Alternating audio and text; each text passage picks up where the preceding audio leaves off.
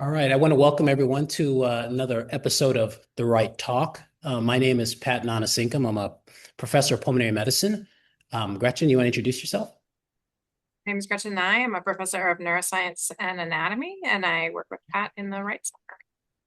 So we thought today what we would do is talk to the audience a little bit about mentorship. I think we all recognize the importance of mentorship and that it comes in many forms, and that mentorship is important regardless of whatever vocation you pursue, whether it's research or non-research world. There's always a place for mentorship, and we know that it can be very impactful in regards to your success and the trajectory of your career.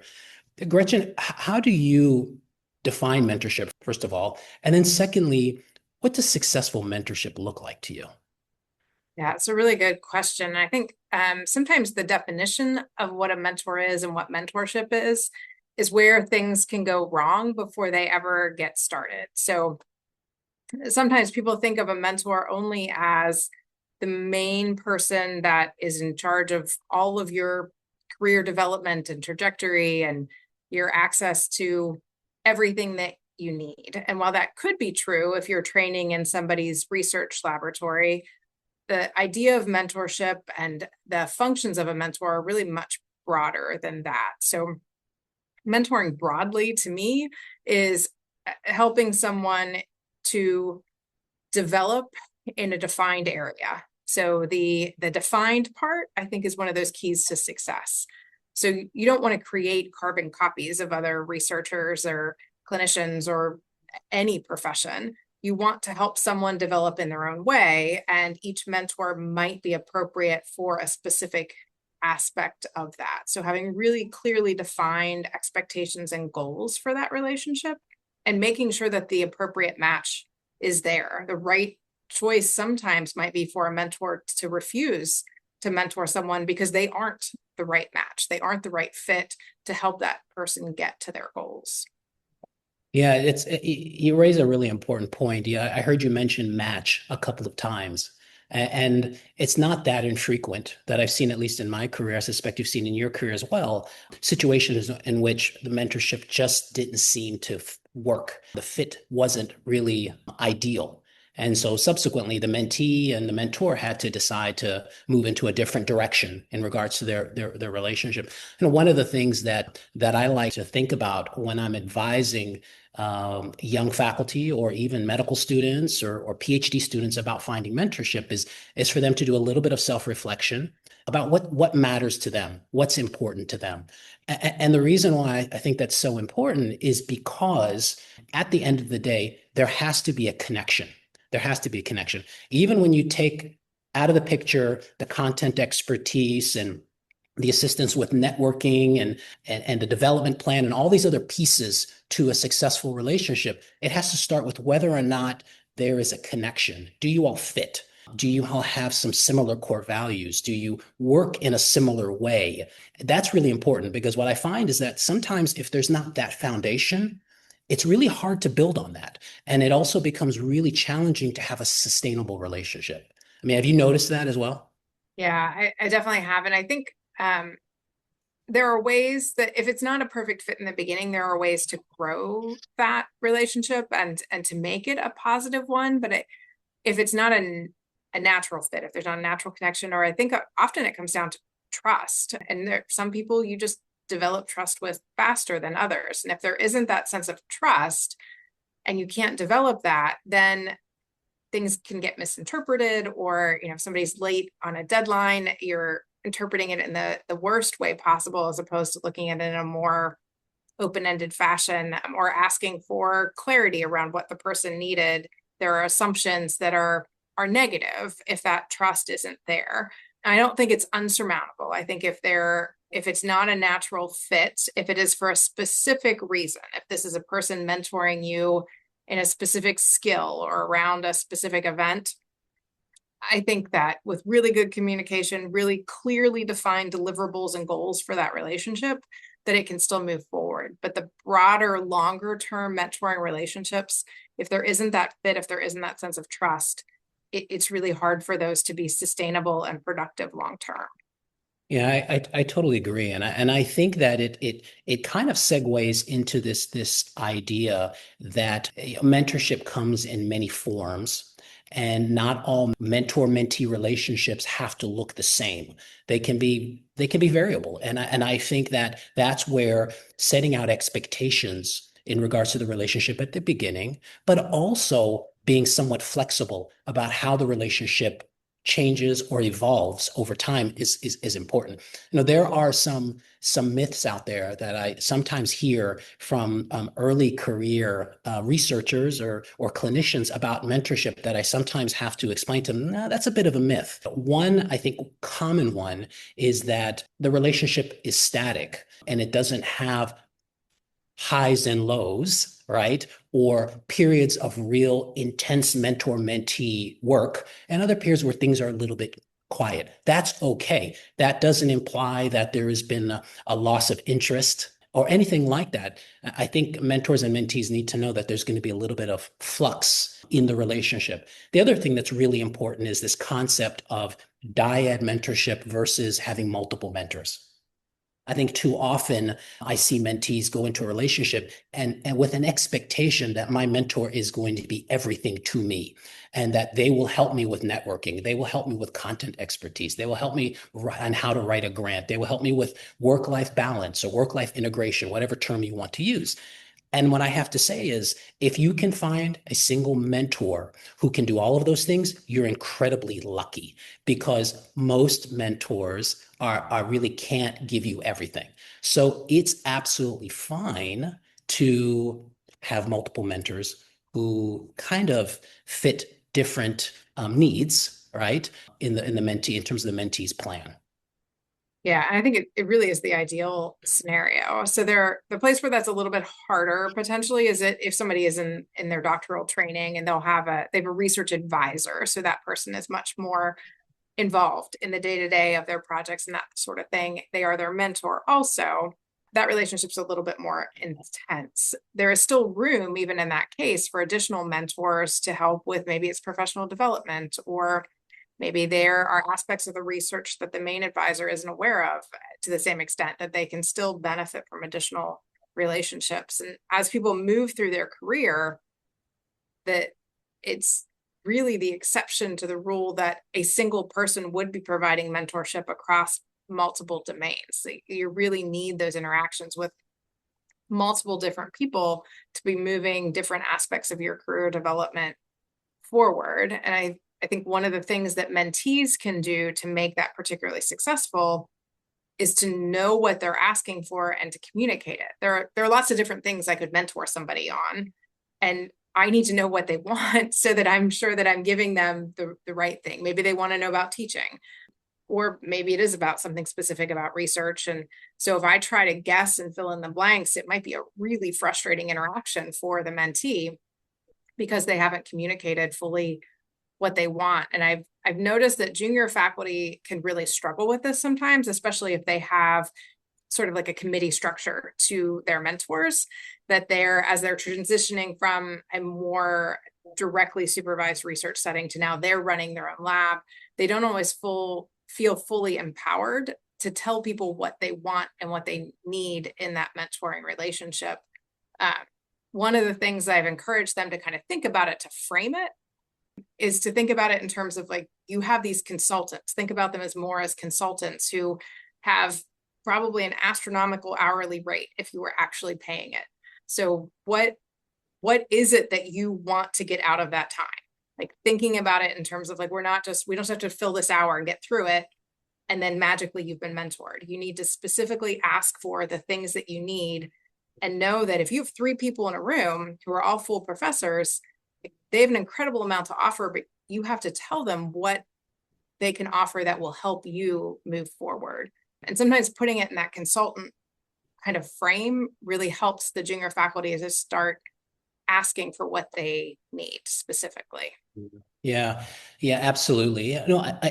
Another topic that comes up on occasion is the idea that mentoring cannot be learned and that there aren't avenues to improve your mentorship. And I have to, find myself explaining to students, junior faculty, senior faculty, even at times, that it's possible. And the expectation is that that mentor-mentee relationship evolves over time, and that hopefully, as time goes on, the mentee becomes better at being a mentee and starts to transition into a more of a future mentor and start thinking about how they would in turn start to mentor their own mentees. And then hopefully the mentor also evolves and learns things as they sort of go along. And I tell you, one of my own personal experiences is very early on when I found myself mentoring more junior investigators, students, and postdocs, for example, in my lab.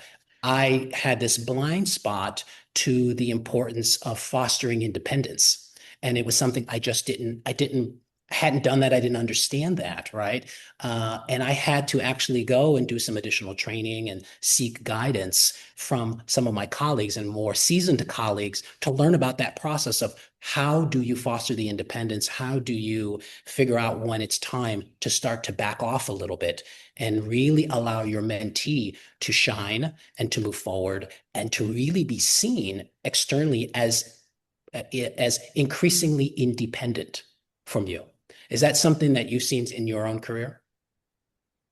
Yes, and the transition also from mentoring just a couple of people in a very focused manner to mentoring more people in a more distributed manner as you move through the ranks of faculty, and more people are interested in having your assistance in their career development and that sort of thing. And it's what I found particularly helpful in that case was it sounds sort of circular, but I sought out mentoring on how to make that mentoring shift. And I turned to colleagues who were senior to me, who seemed to be doing very well in managing large, complex groups, and talk to them about what strategies do you use, and how often do you meet with the people in your group? How do you organize those meetings? And so really sought out what I don't know that I thought of it at the time as mentoring, but that's really what it was, is that I was looking for mentoring on how to mentor as it leveled up to this different aspect of interaction with the people who were turning to me for help.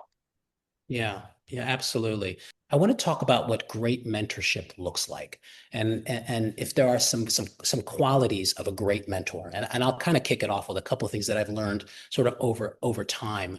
And one that I think is absolutely critical. It's always been important, and I think that it's even more important given the current climate for research at this time. And that is the importance of positivity and how it is so essential that a mentor bring positivity to their mentee as opposed to drain positivity. Really very, very important. One of my mentors that I still speak with him to this day was always very open to my ideas and was never quick to criticize any new idea I had about an experiment or a paper that we should write or maybe a grant idea, and was always extremely, extremely positive and would always take time and say, let me think about that before they would, if they thought it was a bad idea, eventually they would tell me, Pat, that's not a great idea.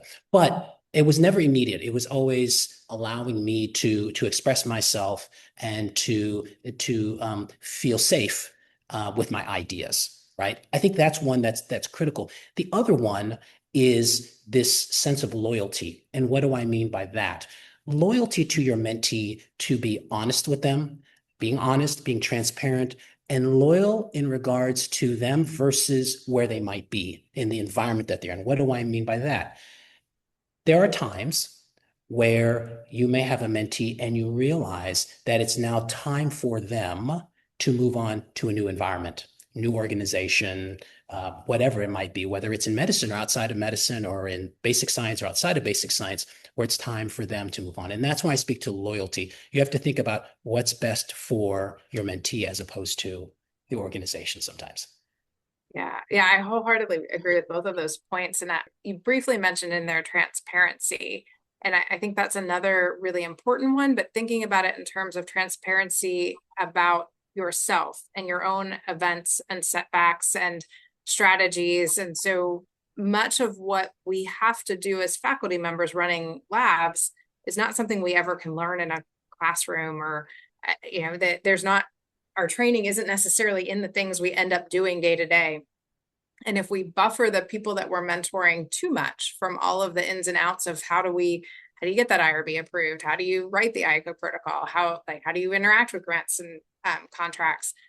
If they haven't gotten any exposure to that because we haven't wanted to burden them with it, then that will actually cost them later on when they're the ones that are having to do it. So being transparent about all of the pieces that go into doing the job that we do, that they're working towards, I think is really important for helping actually all levels of scientists to develop as they move forward. Yeah, for sure. One area that doesn't get discussed that much is that of responsibilities of the mentee. Quite often, when we read about mentorship and successful mentorship, often it's driven by what are the keys, as we just discussed, to being a successful mentor. But you don't see that much that speaks to the keys to being a successful mentee and what are my responsibilities as a new mentee to ensuring that the relationship is successful and that I eventually reach my goals. One that comes to mind, and I think it's a relatively obvious one, but I say it all the time, and I usually lead with it, is the importance of engagement. You have to be engaged in the relationship, and engagement can mean many things, but I am talking about engagement in terms of being willing to take initiative, ensure that you're meeting on a regular basis, ensuring that timelines are met as much as you possibly can. If you set a timeline with your mentor, you should try to adhere to that. The other one is really the importance of being open to feedback.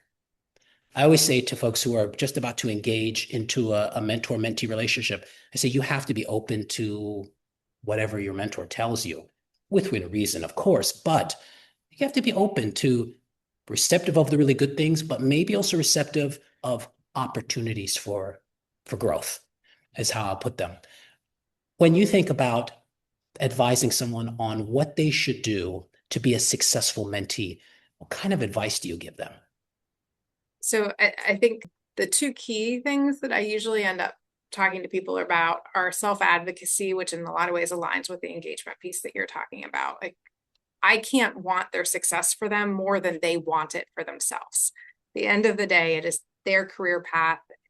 They have to put in more of the time, more of the effort to their own development than a mentor ever could. So really that active participation and asking for what they need. So it's very clear where they're going and what they need to get there. I think the second big part of that is the where they're going. They need to know where they're trying to end up in order to choose the right mentors and to be able to define that path, so that it really starts from the mentee and what they need to determine what kind of mentor and mentoring relationship is necessary. Yeah. One thing I do want to just touch on in the little bit of time that we have is trying to decide when it's time to change mentors, because this does come up when it's time to change mentors. And the kind of advice that I give is basically to think about a couple of things. When you evaluate your relationship and you start to come to a realization that your path, your career path is really starting to be, it's starting to stray from that of what you'd originally planned. First, of course, you want to have that conversation with your mentor and see if you can get realigned. But sometimes that alignment just is not possible. You're just going in a completely different direction. You may have a research advisor in a specific area, and you've decided to completely change the direction of your research. I mean, in a completely different discipline, or maybe you've decided you're going to do a different type of research. Preclinical research, now you've decided to want to do clinical research, just as an example. Those times should certainly come up. I think the other is when you start to feel as if there is not really support for your growth. That I was mentioning about the independence and really ensuring that you start to become independent. Are there some things that you think about when it comes to, well, you know what, this might be a time to either shift the relationship or completely change the relationship? Are there things that come to mind for you?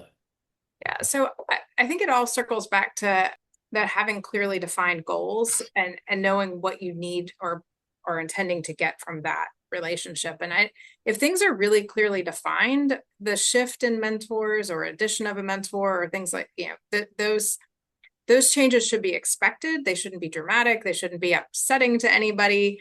They're just natural evolution of the process of your career development. I think where things break down is when there aren't clearly defined goals and it's more of like an all-encompassing apprenticeship or somebody who entirely exists underneath another faculty member's research program, that then there isn't that independence to start with. There's no path to independence. And so changes become much more personal, perhaps, and there might even be financial entanglings that become a problem. But in a really well-defined mentoring relationship that has clear goals and purpose and a clear career path for the mentee involved in it, then it really just should come fairly naturally and not be a point of contention. Agreed. I think a good place to leave us and leave the audience with is the ultimate impact of mentoring. And we didn't really talk about that much at the beginning, but I think it's a great place to a great note to end on. And that is the fact that, and we can speak to many, I think, professions, but when we talk about research and research in an academic setting, there are studies that have really shown that having mentorship truly leads to retention and staying in academic medicine, advancing in rank, promotion, and tenure. It's been linked when you have mentorship. People tend to advance a little bit quicker in terms of their promotion, overall career satisfaction. And there have been studies to show that mentorship can be linked to career satisfaction. And then it also impacts quality of your teaching, quality of the research that you do, and then an area that many of us focus on, and that is funding and being successful in funding. And it really seems that mentorship has been in one way or another linked to all of those successes in an academic setting. Yeah, I think the social support aspect that comes from mentorship is a big part of it. So often we hit these different um, roadblocks or even just part of, like, I think it's called the learning pit, right? When you're learning something new, it gets really overwhelming for a little bit before you really get back on that learning curve. And so having mentors that can help you through those difficult parts and to normalize a little bit and to say, I've been there too, I think really helps to keep people moving forward, in addition to the very practical aspects of a lot of the stuff we do isn't written down anywhere. And the only way to know how to do it is to have interacted with other people who've been working on it and submitting proposals and figuring out how to balance teaching and service and mentoring in the lab and writing those proposals. And there's a lot of modeling that happens through mentorship interactions that is really critical to seeing that it is obtainable and not feeling quite so alone when you're on the path towards your full tenured position in academia. Yeah, absolutely. Well, I think it's important to mention that there are opportunities for mentor training, even in our institution.